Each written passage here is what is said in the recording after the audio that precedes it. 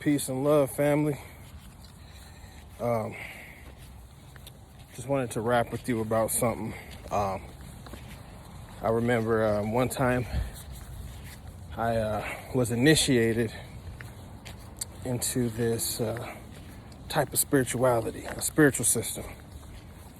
And it was supposed to be a bunch of people, but a lot of people had to drop out for various reasons. And so the only people to show up, what's up, man, was myself and this beautiful woman, right? And so since we were the only two as part of the initiation, it created an instant bond between us, you know. So we'd sit by each other a lot. We would, during the time of the initiation, we talked about everything.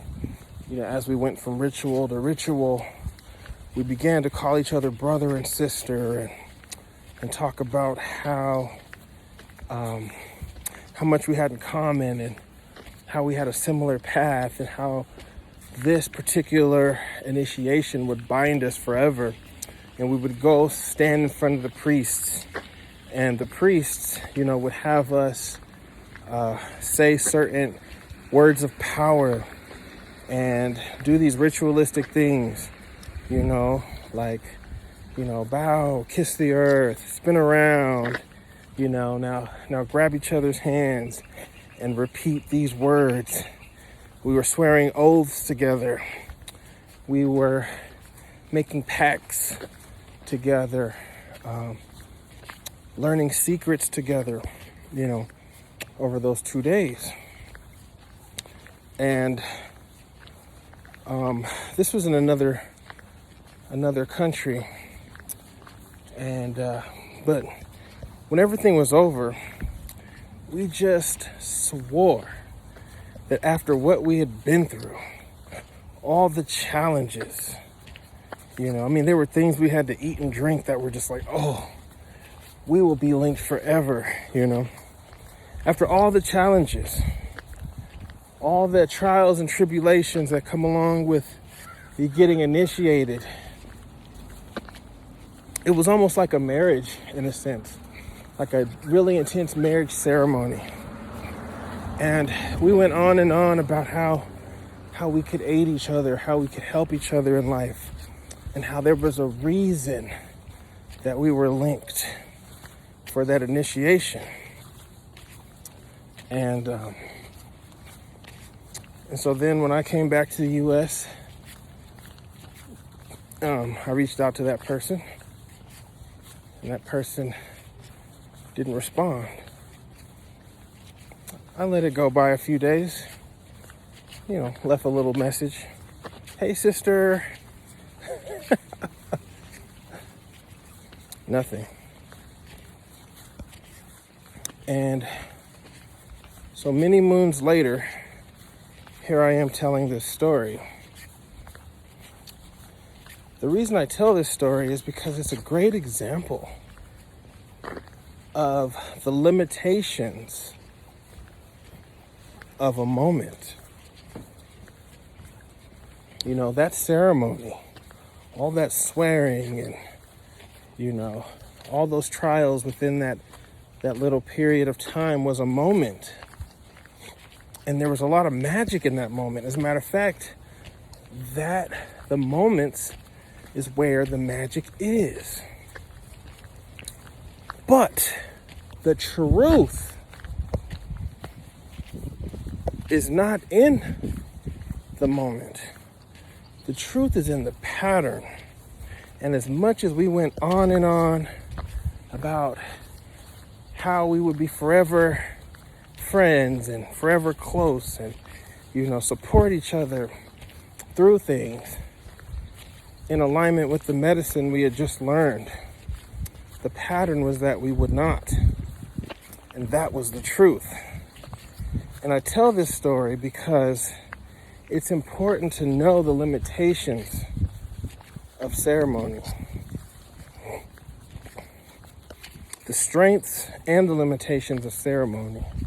Ceremony's amazing for the medicine it gives to the subconscious mind and the way it frames life and what it says to the community.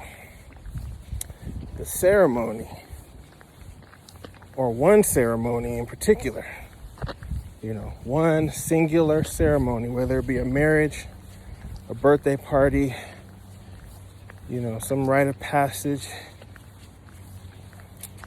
does not completely, or sometimes not at all,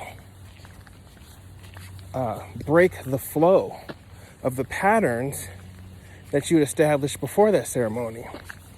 Sort of like the man who gets caught cheating, right? And then he says, baby, I'm sorry, I'll never cheat again. Oh my God, you caught me.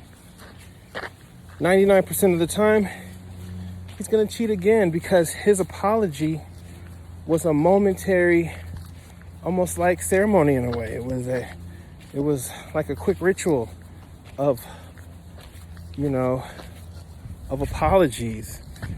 And oftentimes, the partner goes for it. Like, oh, you brought me flowers, you lit some candles, and you created this ritual of apology. And there's a lot of magic there. But then it makes you ask, it makes you ask, what is magic? Well, magic is a powerful medicine in the moment that can bring extreme pleasure, extreme peace, help to define a certain thing in a certain space in a meaningful way. You see, but that magic has its limitations if the whole picture is being ignored. Sort of like the married couple. Those who get married ignoring all of what their relationship has brought them thus far would be silly, And so I talk about this because I see a lot of this moment-to-moment type living, and it's bringing people a lot of misery and a lot of confusion because they're expecting more from the magic than what the magic can bring. It's almost like an empty magic. If that magic isn't rooted, in powerful patterns. How about that? In